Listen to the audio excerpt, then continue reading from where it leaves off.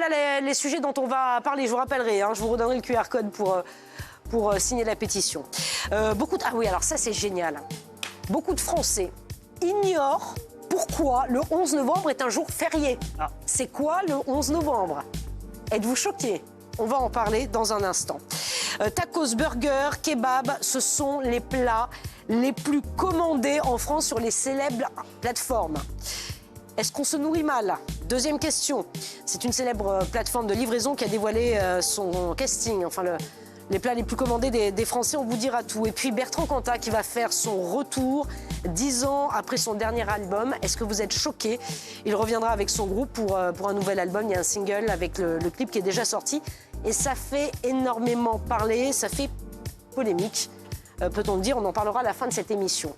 Alors, le 11 novembre, je vais vous dire pourquoi on fait ce sujet aujourd'hui. Parce que hier, je l'ai traité à la radio. Ce sujet, sont allés dans la rue, il y a des journalistes de cette radio qui sont allés dans la rue pour demander c'est quoi le 11 novembre? Micro-trottoir. Ça s'appelle un micro-trottoir. Sur 15 personnes interrogées, je vous jure que c'est vrai, il y en avait 3 qui savaient, seulement 3 qui savaient ce qu'était le 11 novembre, c'est-à-dire la fin de la Première Guerre mondiale, l'armistice de 1918. Voilà. Donc, regardez cette vidéo et on en parle juste après. Oui, la majorité des personnes que j'ai interviewées hésitent ou ne savent pas répondre lorsque je leur demande ce que représente le 11 novembre. Ce qui leur vient à l'esprit en premier, c'est que c'est un jour férié, mais peu savent m'expliquer pourquoi. Léonie a 24 ans et Alexis 25 ans. J'ai dû le savoir, ouais, mais là je sais plus. Savez-vous pourquoi le 11 novembre c'est un jour férié? Je suis désolé, mais non. Axel a 18 ans, elle aussi doute à l'évocation de cette date. C'est juste dans les notes sur le téléphone, on voit, je crois que c'est le jour de l'armistice.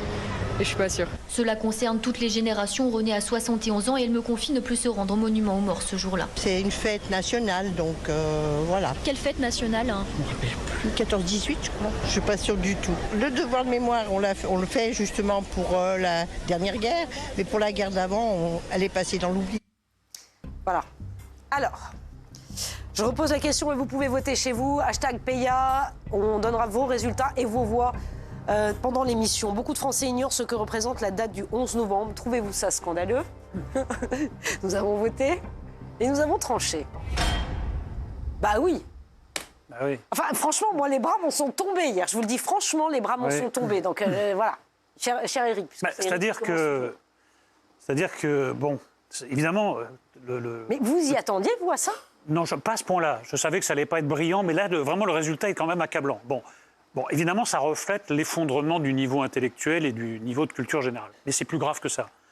On ne peut pas savoir où on va si on ne sait pas d'où on vient. Par exemple, tous les débats autour de l'Europe, pourquoi l'Europe s'est constituée, c'est parce qu'il y a eu 2 guerres mondiales, avec des millions de morts, vraiment une dévastation du continent d'un bout à l'autre, et on a voulu mettre fin à cette période, que l'Union européenne naisse et que les pays commencent à cohabiter au lieu de se détruire les uns les autres à intervalles réguliers. Si on ignore ça, on ne comprend rien à ce qui se passe aujourd'hui. Donc le passé éclaire le présent. Mais effectivement, il y a maintenant quelque chose qui se développe qui est très troublant, c'est la mémoire de poisson rouge.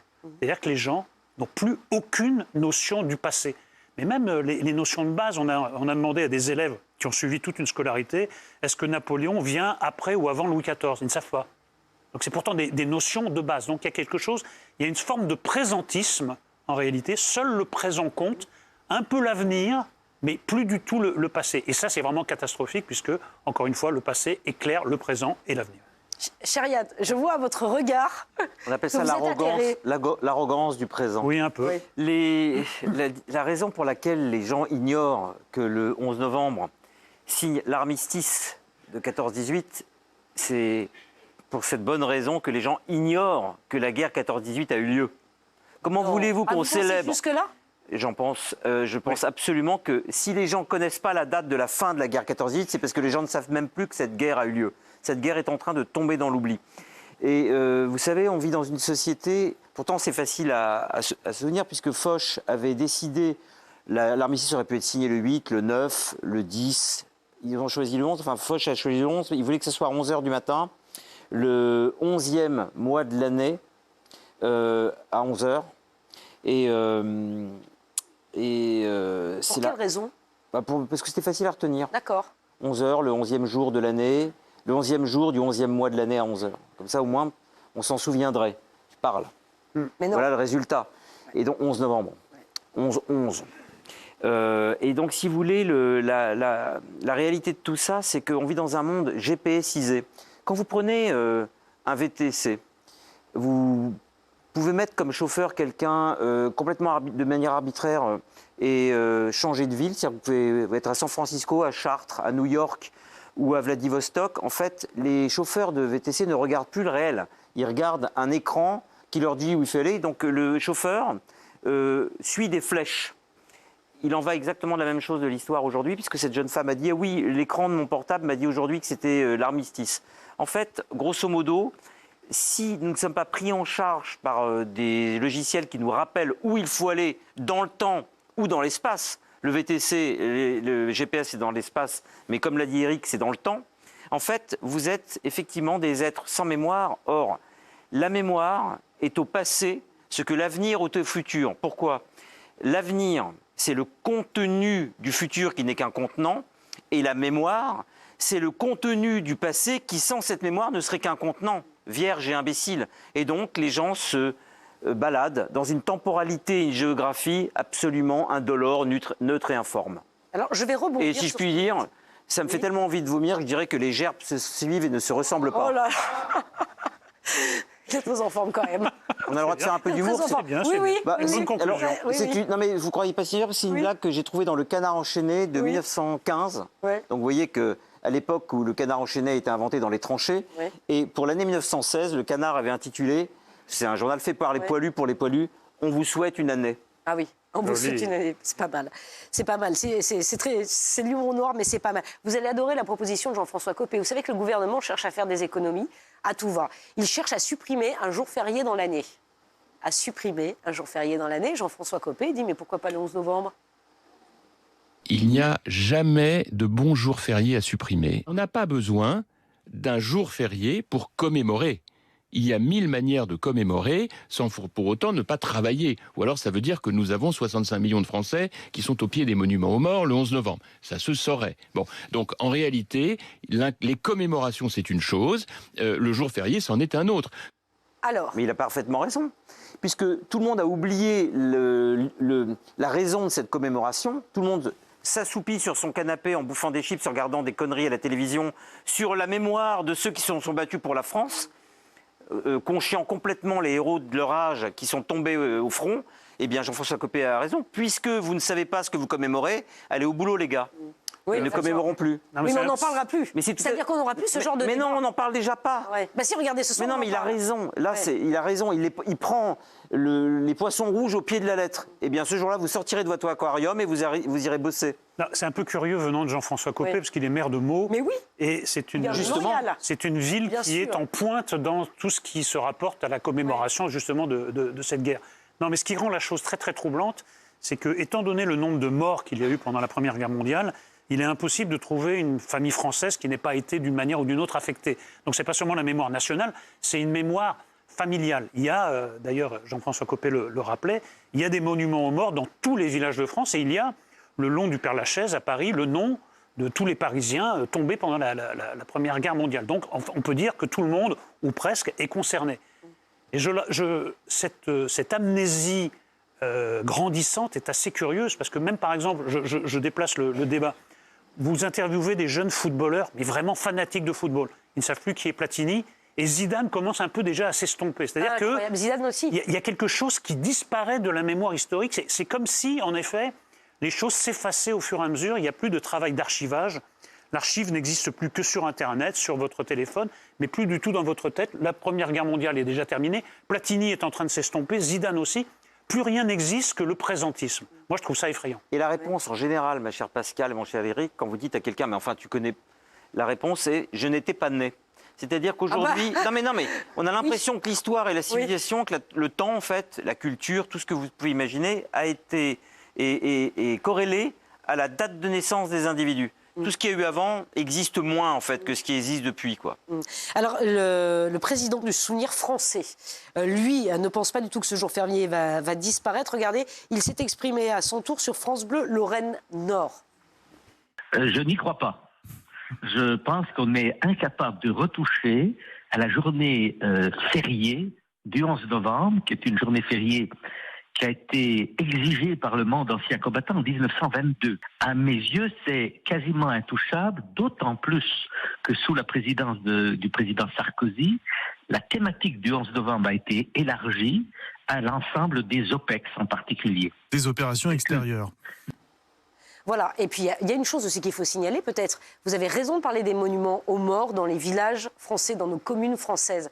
Vous avez des monuments aux morts où il y a des listes de noms, c'est terrible, il y a des villages qui ont été décimés, la jeunesse de ces villages. Mais pendant la Seconde Guerre mondiale, finalement, il y a eu moins de morts. C'est ça aussi qu'on a oublié. C'est-à-dire que la Première Guerre mondiale, elle a fait beaucoup plus de morts que la Seconde, alors que la Seconde est encore assez fraîche dans nos mémoires. Enfin, mais attendez, il y a pas la Seconde Guerre mondiale, elle a duré 1 an en termes de combat. En juin 40, les Allemands ont occupé la France, il n'y a plus eu de combat. On appelait ça la drôle de guerre, précisément parce qu'il n'y a pas eu de guerre. Donc il n'y a pas eu de combat, il y a eu une guerre. Mais il n'y a pas eu de combat pendant la Deuxième Guerre mondiale. Il n'y a rien eu. C'est juste l'occupation, si j'ose dire juste. Et d'ailleurs, à ce sujet, j'aimerais aussi dire à ceux qui s'amusent à faire la course aux Juifs pour leur rappeler dans les rues d'Europe que les Juifs sont Juifs, comme on l'a vu notamment à Amsterdam, qu'il y a des enfants de 20 ans qui se sont levés au petit matin pendant justement la Deuxième Guerre mondiale, pour que ce genre de choses n'arrive plus sur le territoire européen. Ils sont morts, fusillés en général par l'occupant, pour que la liberté de pensée, la liberté de parole soit garantie dans notre pays et que plus jamais on aille chercher quelqu'un pour lui reprocher d'où il vient et comment il est né.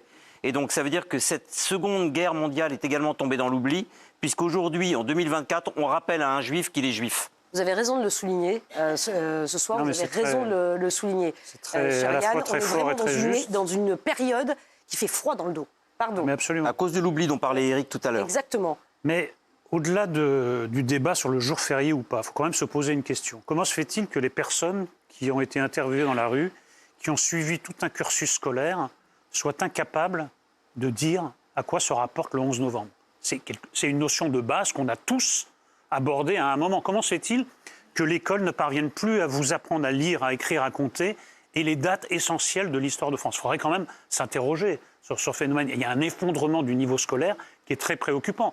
Et à mon avis, ce dont vient de parler Yann est assez corrélé, parce que c'est une forme de barbarie, en fait. On revient à la barbarie à la fois de la pensée et de l'ignorance. Et la pensée, l'absence de pensée, donne des êtres qui reviennent à des comportements comme ça, barbares, de chasse aux juifs. On pensait que c'était terminé, ça revient. Ouais. Non mais c'est exactement ça, Il faut vous dire stop maintenant. Et ne pas nier ce qui se passe. Il aurait même fallu le dire avant. Ouais. Oui, mais je pense qu'on ne l'a pas dit assez fort. Non. Mais si la barbarie n'est pas enseignée, elle recommence.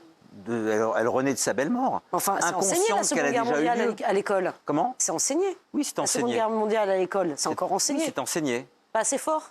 J'en sais rien, je ne suis pas en classe, mais j'ai vu des livres d'histoire récents, c'est enseigné. Cette fonction que devait remplir l'éducation nationale, elle ne remplit pas. Par exemple, vous lâchez des enfants le 11 novembre, vous savez qu'ils vont pas revenir en classe le lundi. Le vendredi, vous dites, voilà, est-ce que vous savez pourquoi vous ne venez pas lundi ? Vous faites un cours d'une demi-heure sur pourquoi il n'y a pas cours lundi. Et on fait ça pour tous les jours fériés, on apprend des choses. Pourquoi la fête du travail, ça date de quand la fête du travail ? Qui était Léon Blum ? Pourquoi ça existait à partir d'un certain moment que ça n'existait pas avant ? Pourquoi ça existe depuis ? Pourquoi c'est bien, etc., etc. Tout est prétexte à faire de l'histoire. On n'est pas obligé de s'avachir sur une date en oubliant et en conchiant la mémoire des morts. On vous a posé Parce qu'ils meurent 2 fois finalement, les poilus. Oui, vous avez raison. Et ils sont morts pour nous, pour notre liberté. On vous a posé la question à vous chez vous. Beaucoup de Français qui ignorent ce que représente la date du 11 novembre. Est-ce que vous trouvez ça scandaleux ? 88% de oui. Une dernière chose, c'est que justement, M. Copé, à Meaux, ils ont procédé à une reconstitution de ce qu'était qu'une tranchée. Oui. Et moi, je conseille beaucoup de voyages scolaires pour que les gamins voient dans quelles conditions ces hommes vivaient et plutôt mouraient dans la boue, le froid, les rats, les maladies, etc., etc. Donc ils ignorent cette date et le sacrifice de ces hommes. Moi, je trouve ça vraiment dramatique. Et c'est bizarre parce qu'ils ne se battaient pas de gang à gang, ni de bande à bande. Ils se battaient au nom de valeurs qui sont complètement oubliées aujourd'hui, dont une, parce qu'on parle souvent de l'État, de la nation, de la société, mais il y a une notion qui a complètement disparu de tous les débats, c'est la notion de patrie. Il n'existe plus. On n'a plus jamais entendu parler de la... Ça fait 40 ans qu'à la télévision, j'ai pas entendu un débat sur le mot patrie, par exemple. C'est devenu un gros mot. On pourrait peut-être le faire. La patrie ne dit plus... Le concept de patrie ne dit plus rien à personne. On pourrait peut-être le faire, tiens, c'est peut-être une idée de... Donc, on peut mourir pour un portable ou pour un doigt, ou on peut mourir aussi pour un regard appuyé dans le métro, mais mourir pour la patrie... Non, ça n'existe plus. Mais on en parlera, tiens, c'est un bon sujet de débat. Il est 18h13, tout autre sujet, on va parler de nourriture. Peut-être que vous avez la flemme de faire le repas chez vous ce soir et on vous comprend tellement. C'est le même sujet. Tiens. Oui, c'est le même sujet. Quand on se met dans le cerveau et dans l'estomac, c'est pareil. Ouais. Ça, c'est exactement ce que les gens se mettent dans le cerveau toute la journée. Attendez. Sous forme gastrique. Et non pas sous forme neuronale. C'est la même dégueulasserie, la même ineptie. C'est juste. Oui, bon, écoutez, alors attendez, j'explique. Donc voilà, vous avez de la flemme, mais ça vous arrive jamais d'avoir la flemme de faire le repas, vous dites, tiens, je vais commander un truc sur la plateforme. J'ai tous les défauts de la planète, ma chère Pascal, il y en a un que j'ai pas. C'est la flemme. Je ne suis pas un flemmard. Non, donc vous faites des petits plats préparés tous les je suis soirs. incapable de le faire, mais c'est pas par flemme, c'est par incapacité. Ah oui, c'est vrai, j'adore.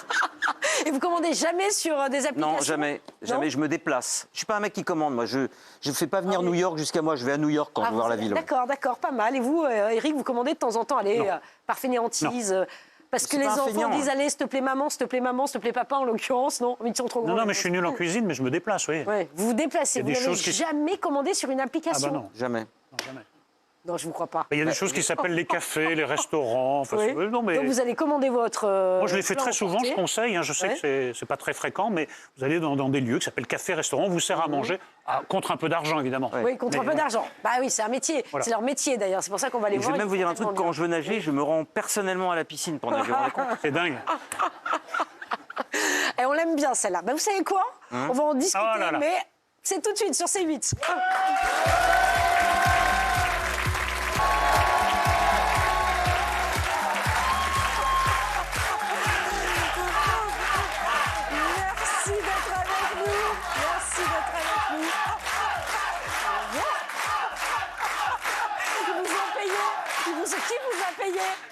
Merci.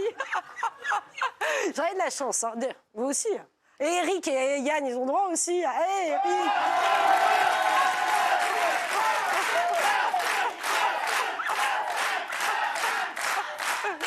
Oui, mais on sent que Pascal paye plus. Hein, j'ai payé très très cher. Elle en a pour son argent.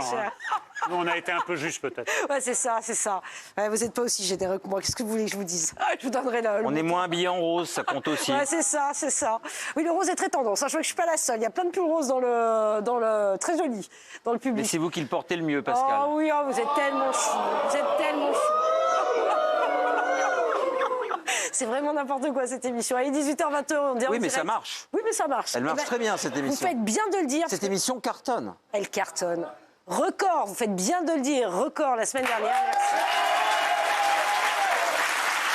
Merci à vous. Non mais c'est vrai. Merci. Ah bah oui, ça s'affiche. Je fais un tour d'honneur. Merci. Voilà.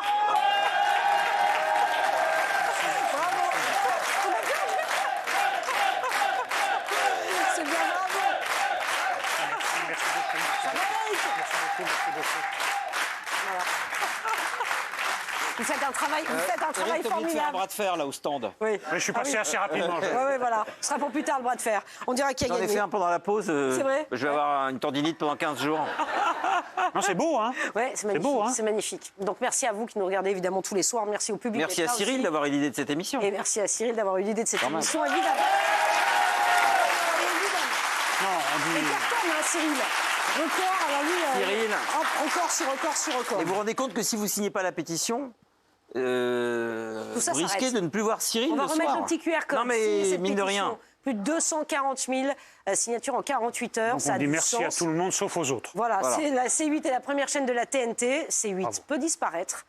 Mobilisez-vous. Et Guénolé avec. Parce que c'est ça qu'il faut voir aussi. Mobilisez-vous, QR code. Voilà, signez-la cette pétition. Ça vaut vraiment le coup. Et merci d'être là. Allez, on est en direct, il est 18h24. Nous étions en train de parler de ce que nous commandions sur les plateformes de livraison de nourriture. Peut-être qu'à 18h24, vous vous dites ce soir, flemme de faire le dîner. On va peut-être se commander une pizza, un de ces trucs, des sushis. Bah non, mais pas forcément. Alors c'est assez marrant. Parce un casse-croûte à 30 €. Ah non, le casse-croûte à 30 €. De chez l'autre on ne peut naze. pas livrer, c'est 1h30 de queue. Vous vous souvenez de l'histoire? On ne le livre pas, celui-là.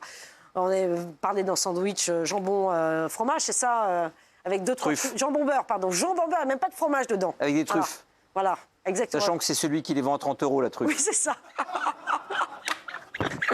Il est bon. Vous êtes déchaînés ce Il est bon. soir. Oui, ce soir, je suis très enclin à la facétie ce soir. J'adore. Vous faites des jeux de mots, j'aime beaucoup. J'adore. Donc voilà, on va peut-être regarder cette vidéo. Vous allez voir, il y a un classement qui a été fait par une de ces célèbres plateformes sur laquelle peut-être vous avez l'habitude de commander. On ne peut pas donner le nom. C'est interdit. Regardez cette vidéo, on en parle juste après. Ouais, saucisse au couteau purée qui arrive en tête des plats les plus commandés en France cette année. La deuxième place est occupée par un sandwich libanais. Une pita shawarma poulet. La troisième place, alors elle est beaucoup plus surprenante, c'est le croissant qui l'occupe. Le gratin de penne façon Livio est sur la 4e marche, tu le connais bien. Oui. Suivi par le classique cheeseburger, le kebab et le tacos taille L, c'est précis. Oh Yann. Je sais pas, je pensais qu'on était protégés par le documentaire. Oui. Bah voilà, mais à un moment il s'arrête. En même temps, j'ai rien dit de mal. Je dis que les gens qui mangent ça vont crever dans leur graisse. Non, voilà. Non, mais c'est vrai. Mais vous avez vu la tête que ça. Ah, mais écoutez, alors ne montrez pas ces photos-là. Montrez des choux-fleurs et des brocolis. Oui, super. Et je ferai pas des remarques insensées. Bon, alors. Oui, on l'a perdu, je sais pas. Il est bien. Les jours fériés, ça Eric, défends-moi. Les questions. Attendez, on va en discuter. D'accord. Alors attendez, tacos, burger, kebab parmi les plats les plus commandés en France. Est-ce qu'on se nourrit mal? Allez, on a voté, on a tranché. Moi, j'ai dit non pour la simple et bonne raison, que ça m'arrive ponctuellement de commander sur des plateformes. Moi, j'ai des ados, ils sont très contents de temps en temps de se faire livrer des sushis. Non, mais est-ce que vous êtes une bonne mère, Pascal? Bon, attendez, une fois de temps en temps, ça va. Mais une fois de temps en temps, se commander des pizzas, ça va. Vous parlez d'autre chose. Mais non, je parle pas d'autre chose. Si, vous parlez d'autre chose. Non, je réponds à la question. Tacos, burger, kebab, parmi les plats les plus commandés, est-ce qu'on se nourrit mal? C'est pas vos talents de mère. Je peux commander des burgers une fois de temps en temps, ça suffit. Ce ne sont pas vos talents de mère, c'est la globalité. Oui. Or, Yann a déjà un peu effleuré le sujet, il a tout résumé, je vais essayer de développer. Oui. En fait, le mot qui caractérise notre époque, c'est le mot de régression. Nous sommes dans une époque de régression. Ce que vous avez montré comme aliment, c'est typique d'une régression. Pourquoi? Parce que pendant longtemps... Je vais aller jusqu'au bout de ma pensée. Pendant longtemps, le mouvement de la civilisation, ça a été de manger quand même avec des couverts. Maintenant, tous les plats que vous avez montrés se mangent à la main. Saucisse purée à la main? Non, là, ce que vous montriez, les tapas, les hamburgers, mais ce qui était montré, les frites, etc. Tout ça se mange à la main, sans couvert. Moi, je suis tombé l'autre jour, il y avait une famille qui mangeait des kebabs en terrasse. C'est un spectacle absolument hallucinant. C'est impossible de manger un kebab proprement. Oui. Vous pouvez faire ce que vous voulez proprement. Bon. En plus, il y a eu une période où on essayait quand même de rester mince, on faisait attention à sa ligne. Là, c'est le laisser-aller total. Vous avez vu que l'obésité explose en France. Demandez à tous les médecins, à tous les diététiciens, c'est absolument terrifiant, c'est même le mal de demain. Alors, on suit les Américains, mais les Américains, ils sont passés de l'obésité à l'hyper-obésité. Nous sommes en chemin vers l'obésité, ce qui est aussi une forme de régression. Et ce genre de nourriture, qui est vraiment de la malbouffe, de la junk food, comme on dit en anglais, est une forme de régression. Donc, vous voyez, regardez tout ça. Pizza, ça se mange à la main, les frites aussi, le hamburger aussi, etc., etc. Donc, tout ça va dans le même mouvement. En fait, c'est la régression des esprits, c'est la régression de la nourriture, c'est la régression des habitudes. Ça ne peut pas se manger proprement, donc on mange salement. Tout est en train de partir en quenouille. Alors attendez, je veux juste, avant d'entendre Yann qui va aller dans votre sens, je le sais, moi je voudrais juste dire aussi que quand on regarde, c'est pas que du mauvais sur les réseaux sociaux, quand on regarde sur les réseaux sociaux, il y a des milliers de Français qui donnent des recettes. Et des recettes saines, avec des légumes. Ça cartonne sur les réseaux sociaux. Moi, je regarde les recettes, je me dis, tiens, je vais le refaire. Pardon, il n'y a pas que de la malbouffe. Vous voyez, des recettes à base de légumes du moment, des gratins. Alors attendez, regardez une vidéo. Non, mais c'est pas le sujet. Le sujet, c'était ça. Non, mais le sujet, c'était, mais vous dites que c'est une régression. On a le sentiment que tout le monde mange avec les doigts des frites toute la journée. C'est pas vrai. On aime bien aussi cuisiner. C'est le retour de la cuisine. Mais oui, regardez cette vidéo. Ce plat, c'est vraiment le combo parfait d'un repas équilibré mais aussi hyper réconfortant. J'adore me le faire le soir quand il fait un petit peu plus frais dehors. Si vous écrasez un œuf, que vous ajoutez du thon, du fromage à la crème, des herbes fraîches et des oignons verts, puis que vous mélangez le tout et que vous le déposez sur une tranche de pain, vous obtiendrez un toast absolument délicieux et plein de saveurs. Je te dévoile le secret qui va transformer ton corps. La première avec du quinoa, des pois chiches et des haricots rouges. La deuxième avec des pâtes et du poulet épicé. La troisième avec quinoa, crevettes. Et enfin une aux pois chiches, haricots verts, quinoa et au thon. Bah, mais pas de... Non, mais vous savez quoi? La mauvaise moyenne moi, ce qui me dit, c'est pas ça, le thon, c'est plein de plomb. Non, mais c'est surtout, c'est bidon. Parce mais c'est pas bidon. Mais c'est comme si vous faisiez... Mais pas du tout, moi je le fais, c'est vachement sympa. Mais non, mais c'est comme si... Je je dis pas ça. C'est comme si vous faisiez un reportage sur les habitudes culturelles des Français et vous essayez de me prouver que les gens lisent Proust à longueur de journée au lieu de regarder des conneries. Alors vous allez passer une vidéo, quelqu'un dit « Oh, vous savez, le soir, quand je rentre de chez moi, j'aime bien lire... » Mais non, j'aime bien lire 10 pages de Proust. C'est pas vrai. Il regarde la télé, ce qui... Voilà, mais là, simplement, il y a des personnes que ça... Mais la consommation de masse, c'est ce que vous montrez. La consommation de masse, c'est la malbouffe. Il faut être de bonne foi, c'est vous qui êtes de mauvaise foi. Mais non, je vous jure, ça cartonne sur les réseaux sociaux. Non, mais on ne veut pas me croire, Yann. Moi, je ne veux pas jouer les élites. Oui. J'adore le cinéma populaire. D'ailleurs, j'ai fait un film très populaire. Ah bah oui, j'aime Podium. la variété Gros populaire. carton.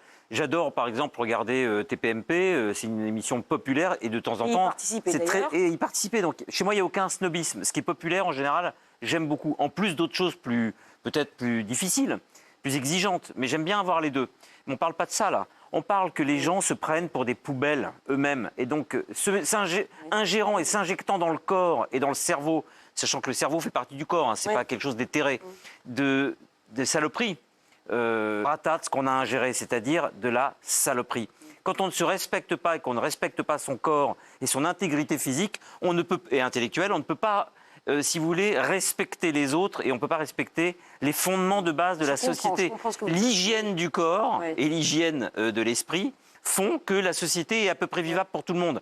Si vous ne vous estimez pas et que vous prenez pour une benne à ordures personnelle, alors c'est normal que vous enlidissiez tout, puisque tout est à l'image de ce que vous êtes, et la haine de soi déclenche mécaniquement la haine des autres. Mais c'est comme si vous me disiez que Internet est utilisé pour consulter des contenus culturels. On sait très bien que non.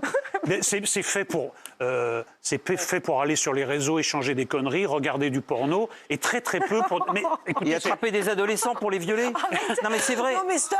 Mais c'est la vérité. Mais Pascal, mais c'est la vérité. Non mais Eric a raison. Arrêtez, enfin, Oui ou non, attendez. Oui ou non. Internet qui aurait pu être une révolution spectaculaire. Oui. On avait vendu ça comme un jour, et on regarde des émissions d'il y a 30 ans ou 50 ans. Un jour, vous aurez une bibliothèque portative, tout le savoir universel, l'encyclopédie universaliste à portée de main sur une petite machine. Oui, elle existe. Simplement, dans 1,3% des cas, on l'utilise pour faire des recherches, et dans 99,6% des cas, on l'utilise pour se faire de l'argent, pour se faire des gosses quand on est pédophile. Mais c'est la vérité, c'est que l'être humain souille tout. Mais en fait, je veux bien arrêter. Mais non. Mais je vous dis quelle est le réel. Oui, non, mais je comprends. Mais on peut et pas les dire dégâts, que tout le monde, la majorité des personnes. L'immense majorité. On en est là, franchement. Quel est le mot le plus tapé sur Internet? Ah, mais j'en sais rien, ça, je sais pas. Allez-y, vous allez voir. C'est quoi? Mais c'est argent et sexe. Et Dieu doit arriver en 3e position, hélas. Mais vous, Pascal, vous avez déniché la malheureuse qui nous a fait une vidéo sur son bout de fromage et sa salade. Aidez-moi. Oui, sachant que le fromage, c'est mauvais pour la santé. Oui, mais enfin, oui. Le fromage, c'est mauvais pour la santé, par parenthèse. Ah bon, on met pas du fromage, on mettra, je sais pas, moi, autre chose. L'obésité exploserait pas si c'était ça qui était mangé. Il faut être sérieux. Je vous assure que ça cartonne, ces vidéos. J'aime quand elle fait les vierges effarouchés. Internet, il y a des gens qui regardent des choses inconvenantes sur Internet. Je défaille. J'ai vu un sein sur Internet. Ouf.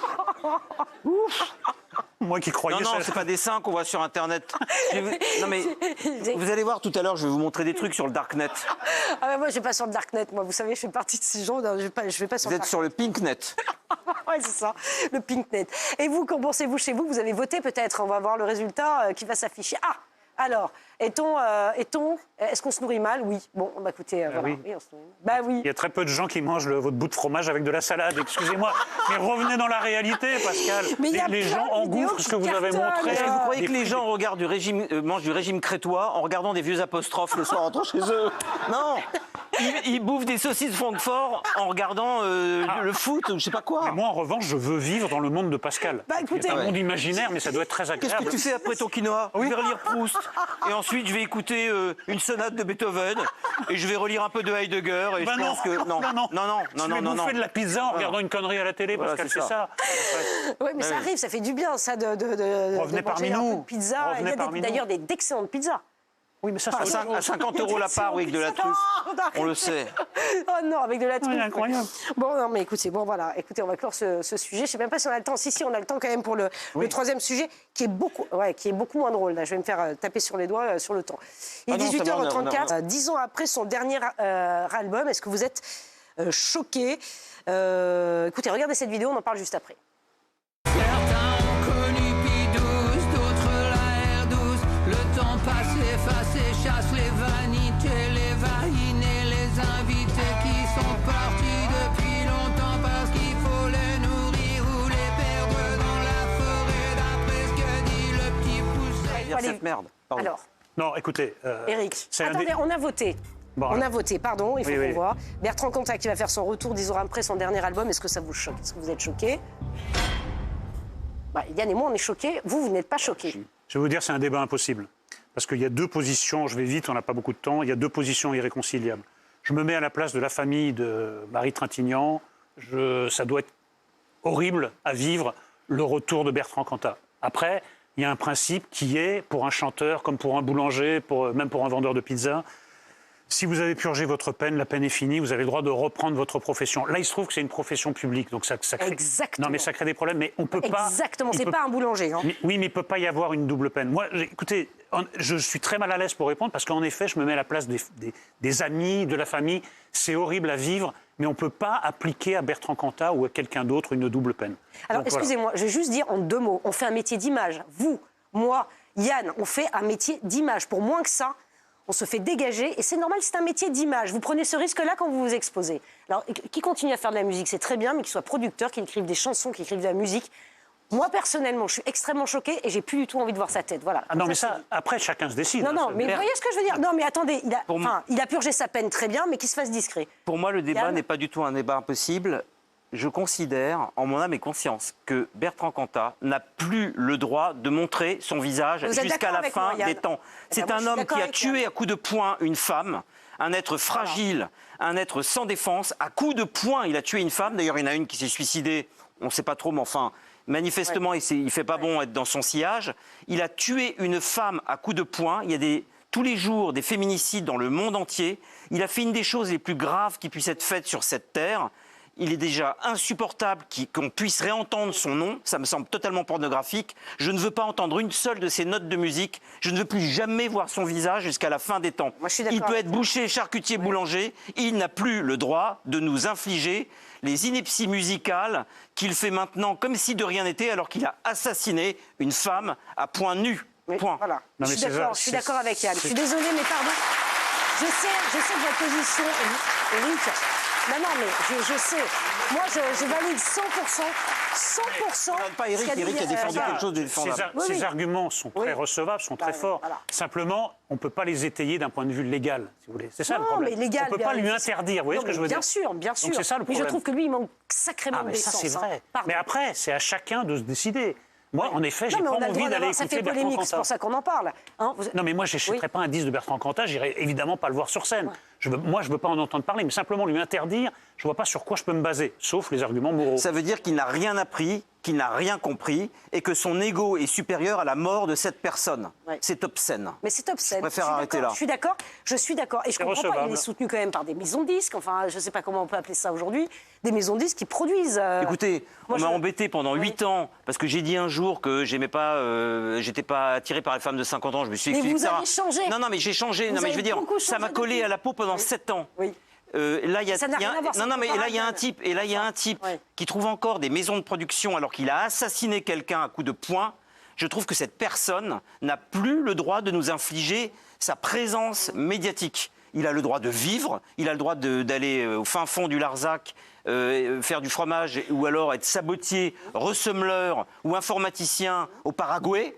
Il n'a plus à nous infliger sa musique insupportable dont personne ne veut. Oui, exactement. Et vous, chez vous, qu'en pensez-vous? Votre réaction sur les réseaux sociaux, c'est vrai que Yann et moi, on est très tranchés. Ah, mais vous voyez, c'est plus partagé, Bertrand Cantat, voilà, qui... je vous dis, c'est un débat, on peut débattre de ça pendant des heures. Moi, je comprends les deux positions. Affichez-moi, s'il vous plaît, le sondage. Vous répondez oui à 60%, c'est plus tranché. Non à 39%.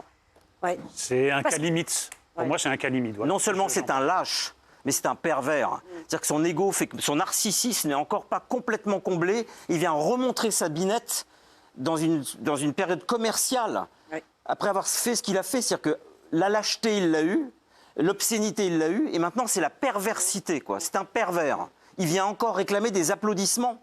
Quand on va l'applaudir pourquoi? Vous y avez pensé, ça? Dans une fosse, à un concert, il y a des gens qui vont l'applaudir, mais qu'est-ce qu'ils vont applaudir en lui? Une vraie question. Non, mais c'est quand même gênant. Moi, je dis, on fait un métier d'image, on sait. Non, mais Enfin, il faut que toutes c'est un les métier municipalités qui m'a- interdisent les concerts de Bertrand Cantat. Il faut que les gens se monopolisent pour interdire la sortie de sa saloperie. Oui. Ce type n'a plus le droit de nous infliger son visage, ni son nom, ni son prénom. Il y en a visiblement qui sont pas d'accord, mais bon. Il faut savoir dans quelle société on veut vivre. Là, il y a un vrai assassin, il y a un vrai meurtrier, il y a un vrai coupable. On ne peut pas vouloir changer de monde toute la journée et laisser cette saloperie continuer à faire ses ignobles festivités pornographiquement musicales ou musicalement pornographiques. revenir sur les mots, Ce type n'a pas le droit de nous infliger son visage. Voilà, bon, c'est dit. Mais il n'y aura aucune base légale pour le faire. Non, mais ça. C'est ça. Voilà, que dit C'est la Mais moi, conscience j'essaie de chacun. tenir les deux bouts du débat. Je Voilà. suis désolé de m'être mis en colère, mais là, c'est Mais des non. sujets vraiment Non, qui me... mais qui me- c'est un sujet sensible, même moi, vous voyez, qui. Les femmes se font du mal à- battre tous les jours dire à l'heure mon devoir de où réserve, on là, parle. Ouais. Depuis qu'on a entamé le débat sur Cantat, il y a 8 femmes en France qui sont mortes sous les coups de leur conjoint. Depuis qu'on a commencé à parler de ça. Et vous voulez qu'on applaudisse cette saloperie? Hors de question. Merci beaucoup de nous avoir suivis. On se retrouve demain. Tout de suite, c'est Cyril Hanouna.